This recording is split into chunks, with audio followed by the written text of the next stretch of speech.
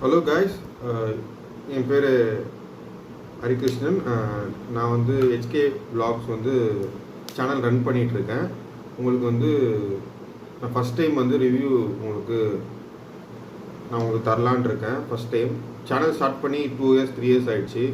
First time கொடுக்கலாம். நானும் movie lovers தான். நான் இப்போ விடுதலை 2 பார்த்தேன். கதை எப்படி பார்ட் 2 பார்த்தேன். கதை எப்படின்னா வந்து ஃபஸ்ட் பார்ட்டோட கண்டினியூஷன் தான். ஃபஸ்ட் பார்ட் வந்து எப்படி விஜய் சேதுபதி வந்து கடைசியாக பிடிச்சிட்டு போய் எப்படிலாம் அவர் உருவான கதை. அப்புறம் படம் எப்படின்னு ரிவ்யூஸ் கேட்டிங்கன்னா, ஆக்சுவலி ஃபஸ்ட் பார்ட்டில் வந்து கடைசியாக வந்து விஜய் சேதுபதி போலீஸ் அரெஸ்ட் பண்ணி கூட்டிகிட்டு போவாங்க. அது வந்து சூரி வந்து கஷ்டப்பட்டு பிடிச்சிட்டு போவார் கடைசியில். அது வந்து அதோட கண்டினியூஷன் தான் பார்ட் 2. அது வந்து உங்களுக்கு எல்லாருக்குமே தெரியும். அது எப்படின்னா, கௌதம் வாசுதேவன் வந்து சூர்யா வந்து அவங்க வந்து ஆப்ரேட் பண்ணுறாரு.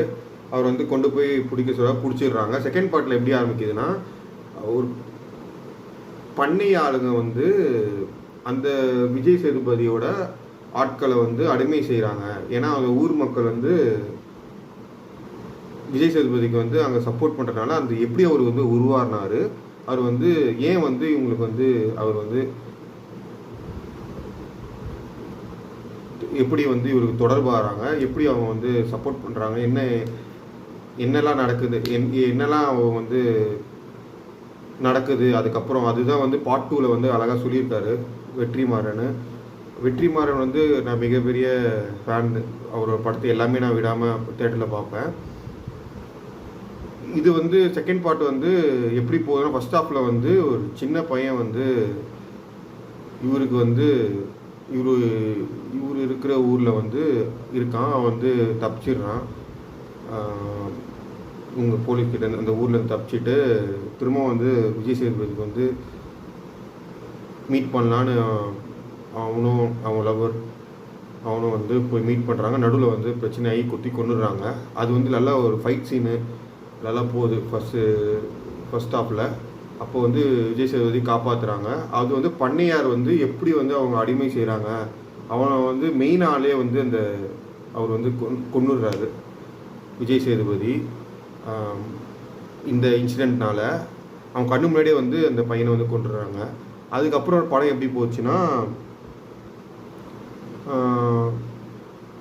இந்த வந்து இவர் இருக்கார்ல, ஃபஸ்ட் பார்ட்டில் வந்து போலீஸ் வந்து எப்போவுமே சூரிய வந்து டார்ச்சர் பண்ணிகிட்டே இருப்பார்.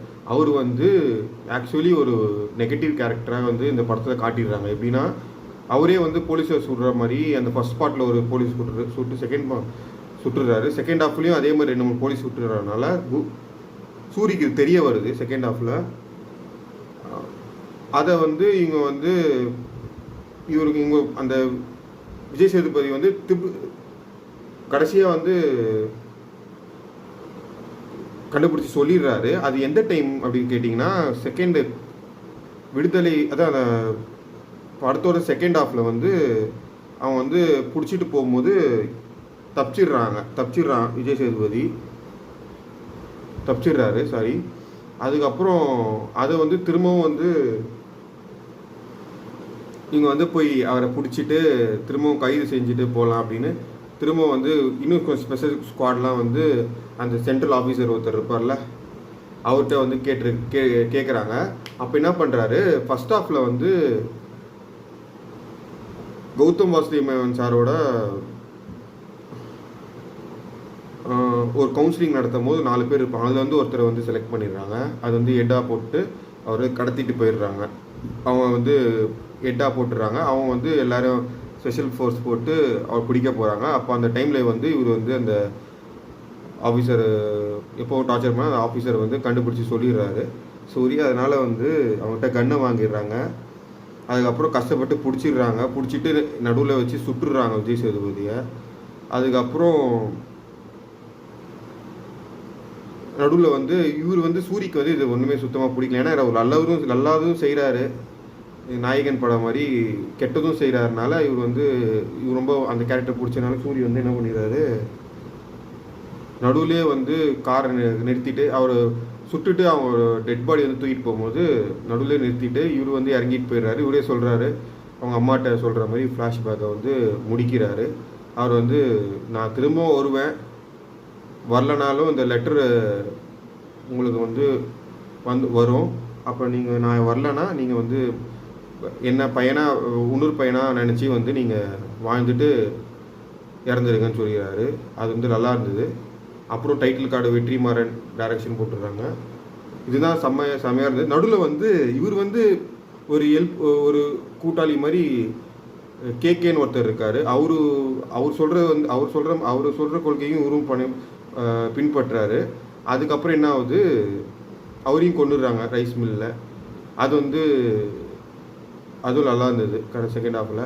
அதுதான் கைஸ் இந்த படத்தோட செகண்ட் பார்ட்டோட இந்த விடுதலை முடியுது. இதுக்கப்புறம் விடுதலையில் பார்ட் 3லாம் கிடையாது.